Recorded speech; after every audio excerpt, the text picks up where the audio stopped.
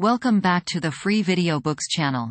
Today we're reading the chapter called His Own Kind, of the novel Tarzan of the Apes written by Edgar Rice Burroughs. Before we get started, why not like and subscribe? Now, sit tight and let's get into it. The following morning, Tarzan, lame and sore from the wounds of his battle with Turcos, set out toward the west and the seacoast. He traveled very slowly, sleeping in the jungle at night, and reaching his cabin late the following morning. For several days he moved about but little, only enough to gather what fruits and nuts he required to satisfy the demands of hunger. In 10 days he was quite sound again, except for a terrible, half-healed scar, which, starting above his left eye, ran across the top of his head, ending at the right ear. It was the mark left by Turcos when he had torn the scalp away. During his convalescence, Tarzan tried to fashion a mantle from the skin of Saba, which had lain all this time in the cabin. But he found the hide had dried as stiff as a board, and as he knew naught of tanning, he was forced to abandon his cherished plan. Then he determined to filch what few garments he could from one of the black men of Mbonga's village, for Tarzan of the Apes had decided to mark his evolution from the lower orders in every possible manner, and nothing seemed to him a more distinguishing badge of manhood than ornaments and clothing. To this end, therefore, he collected the various arm and leg ornaments he had taken from the black warriors who had succumbed to his swift and silent noose, and donned them all after the way he had seen them worn. About his neck hung the golden chain from which depended the diamond-encrusted locket of his mother, the Lady Alice. At his back was a quiver of arrows slung from a leathern shoulder belt, another piece of loot from some vanquished black. About his waist was a belt of tiny strips of rawhide fashioned by himself as a support for the homemade scabbard in which hung his father's hunting knife. The long bow which had been Kalonga's hung over his left shoulder. The young Lord Greystoke was indeed a strange and warlike figure, his mass of black hair falling to his shoulders behind and cut with his hunting knife to a rude bang upon his forehead, that it might not fall before his eyes. His straight and perfect figure, muscled as the best of the ancient Roman gladiators must have been muscled, and yet with the soft and sinuous curves of a Greek god, told at a glance the wondrous combination of enormous strength with suppleness and speed. A personification was Tarzan of the Apes, of the primitive man, the hunter, the warrior. With the noble poise of his handsome head upon those broad shoulders, and the fire of life and intelligence in those fine, clear eyes, he might readily have typified some demigod of a wild and warlike bygone people of his ancient forest. But of these things Tarzan did not think. He was worried because he had not clothing to indicate to all the jungle folks that he was a man and not an ape, and grave doubt often entered his mind as to whether he might not yet become an ape. Was not hair commencing to grow upon his face? All the apes had hair upon theirs, but the black men were entirely hairless, with very few exceptions. True, he had seen pictures in his books of men with great masses of hair upon lip and cheek and chin, but, nevertheless, Tarzan was afraid. Almost daily he whetted his keen knife and scraped and whittled at his young beard to eradicate this degrading emblem of apehood. And so he learned to shave rudely and painfully, it is true, but, nevertheless, effectively. When he felt quite strong again, after his bloody battle with Turcos, Tarzan set off one morning towards Mbonga's village. He was moving carelessly along a winding jungle trail, instead of making his progress through the trees, when suddenly he came face to face with a black warrior. The look of surprise on the savage face was almost comical, and before Tarzan could unsling his bow the fellow had turned and fled down the path, crying out in alarm as though to others before him. Tarzan took to the trees in pursuit, and in a few moments came in view of the men desperately striving to escape. There were 3 of them, and they were racing madly in single file through the dense undergrowth. Tarzan easily distanced them, nor did they see his silent passage above their heads, nor note the crouching figure squatted upon a low branch ahead of them beneath which the trail led them. Tarzan let the first 2 pass beneath him, but as the third came swiftly on, the quiet noose dropped about the black throat. A quick jerk drew it taut. There was an agonized scream from the victim, and his fellows turned to see his struggling body rise as by magic slowly into the dense foliage of the trees above.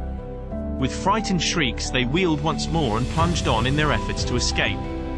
Tarzan dispatched his prisoner quickly and silently, removed the weapons and ornaments, and oh, the greatest joy of all, a handsome deerskin breechcloth, which he quickly transferred to his own person. Now indeed was he dressed as a man should be.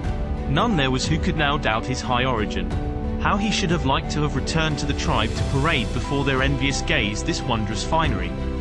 Taking the body across his shoulder, he moved more slowly through the trees toward the little palisaded village, for he again needed arrows. As he approached quite close to the enclosure, he saw an excited group surrounding the two fugitives, who, trembling with fright and exhaustion, were scarce able to recount the uncanny details of their adventure. Mirando, they said, who had been ahead of them a short distance, had suddenly come screaming toward them, crying that a terrible white and naked warrior was pursuing him. The three of them had hurried toward the village as rapidly as their legs would carry them. Again, Mirando's shrill cry of mortal terror had caused them to look back, and there they had seen the most horrible sight, their companion's body flying upwards into the trees, his arms and legs beating the air and his tongue protruding from his open mouth. No other sound did he utter, nor was there any creature in sight about him. The villagers were worked up into a state of fear bordering on panic, but wise old Mbonga affected to feel considerable skepticism regarding the tale, and attributed the whole fabrication to their fright in the face of some real danger. "You tell us this great story," he said, "because you do not dare to speak the truth. You do not dare admit that when the lion sprang upon Mirando you ran away and left him. You are cowards." Scarcely had Mbonga ceased speaking when a great crashing of branches in the trees above them caused the blacks to look up in renewed terror. The sight that met their eyes made even wise old Mbonga shudder, for there, turning and twisting in the air, came the dead body of Mirando, to sprawl with a sickening reverberation upon the ground at their feet. With one accord the blacks took to their heels, nor did they stop until the last of them was lost in the dense shadows of the surrounding jungle. Again Tarzan came down into the village and renewed his supply of arrows and ate of the offering of food which the blacks had made to appease his wrath.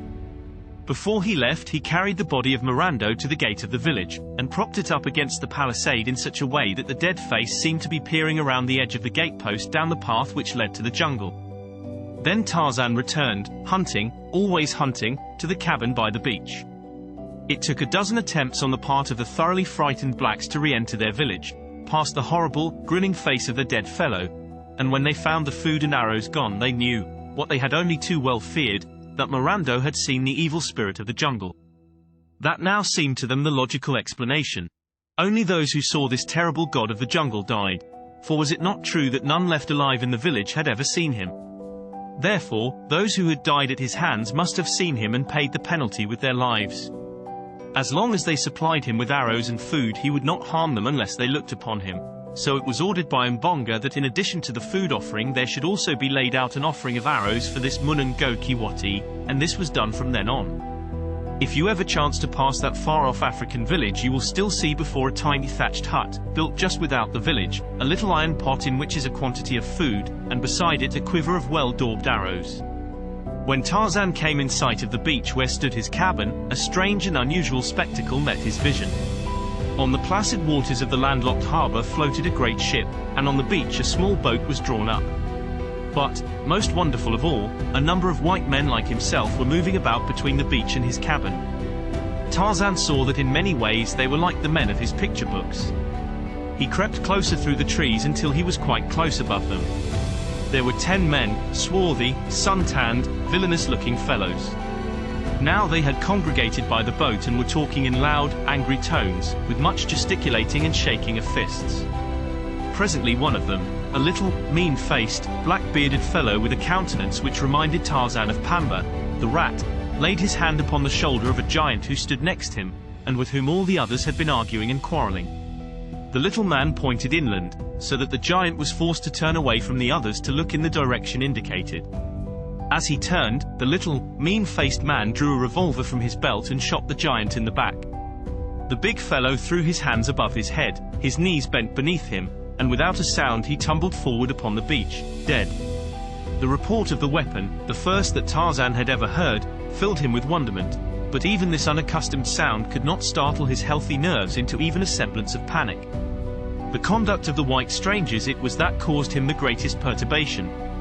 He puckered his brows into a frown of deep thought. It was well, thought he, that he had not given way to his first impulse to rush forward and greet these white men as brothers.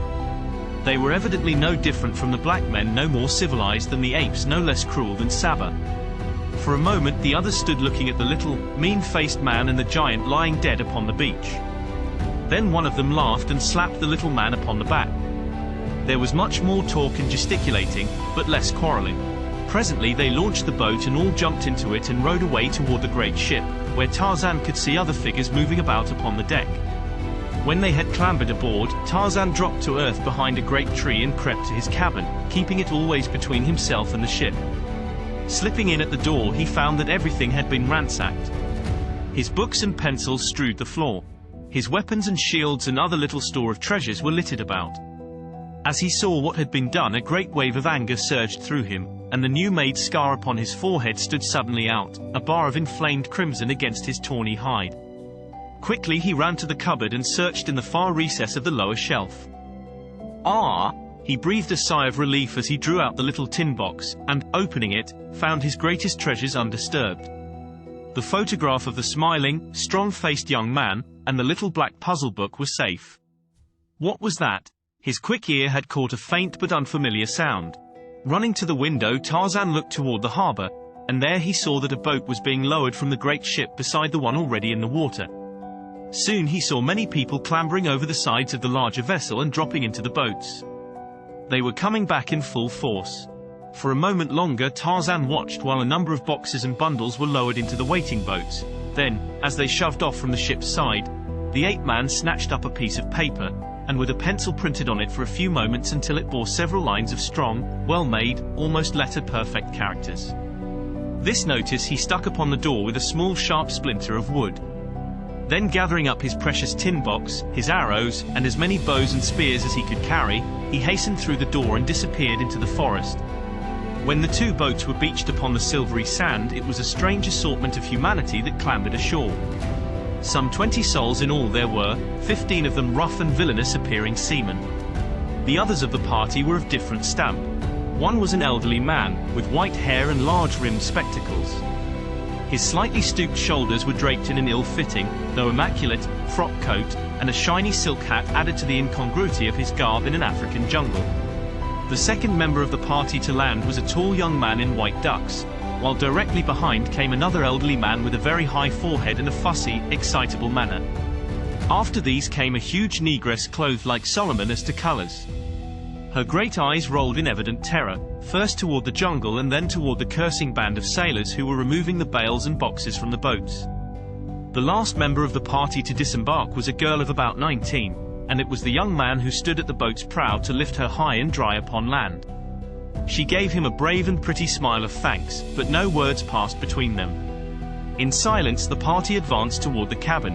It was evident that whatever their intentions, all had been decided upon before they left the ship. And so they came to the door, the sailors carrying the boxes and bales, followed by the 5 who were of so different a class. The men put down their burdens, and then one caught sight of the notice which Tarzan had posted. "Ho, mates!" he cried. "What's here? This sign was not posted an hour ago, or I'll eat the cook." The others gathered about, craning their necks over the shoulders of those before them, but as few of them could read at all, and then only after the most laborious fashion, one finally turned to the little old man of the top hat and frock coat. "Hi, Professor," he called, "step 4 and read the bloomin' notice." Thus addressed, the old man came slowly to where the sailors stood, followed by the other members of his party. Adjusting his spectacles, he looked for a moment at the placard and then, turning away, strolled off muttering to himself, "Most remarkable, most remarkable." "Hi, old fossil," cried the man who had first called on him for assistance. "Did you think we wanted of you to read the bloomin' notice to yourself? Come back here and read it out loud, you old barnacle."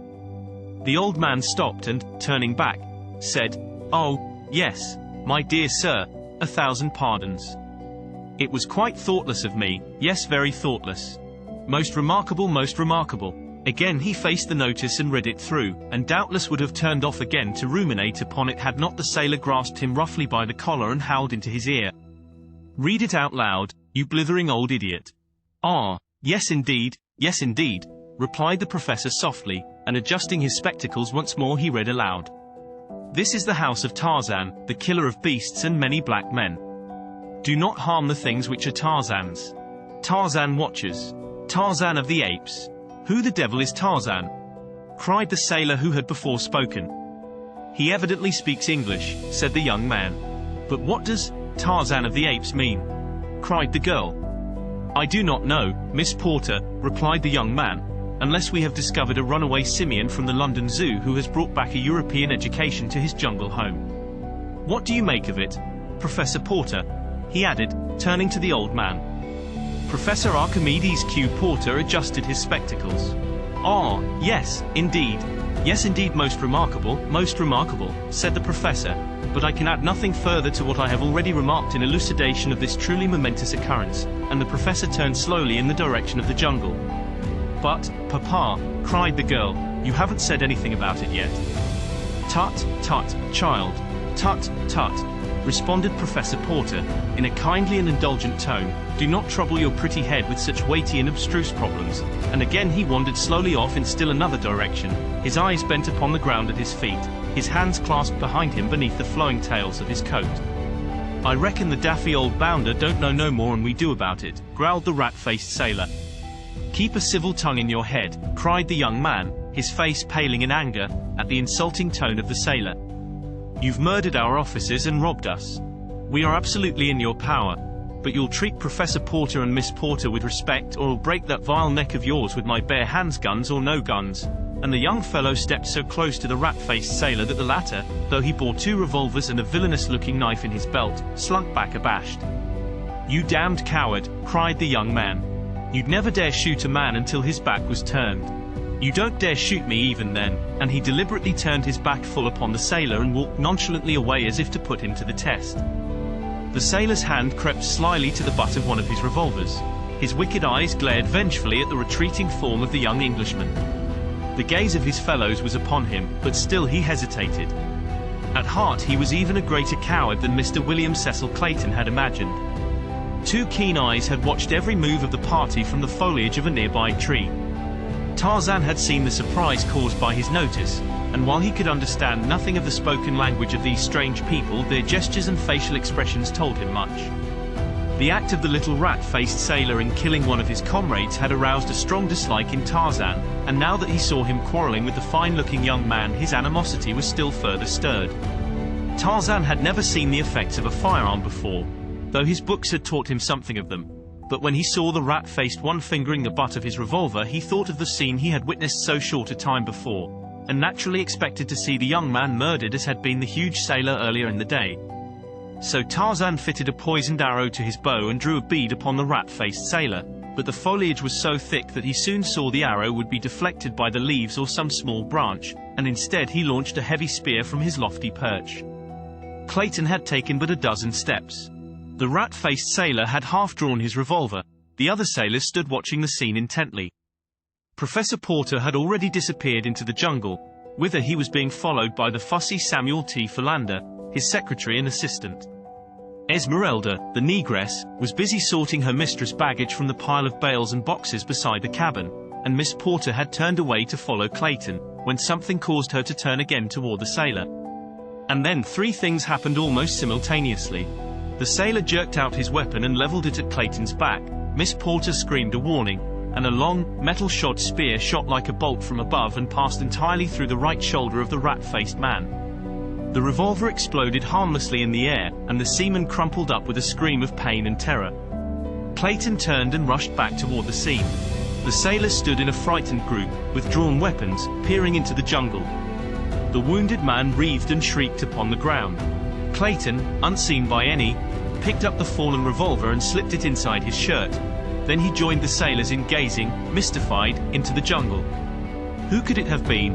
whispered Jane Porter, and the young man turned to see her standing, wide-eyed and wondering, close beside him.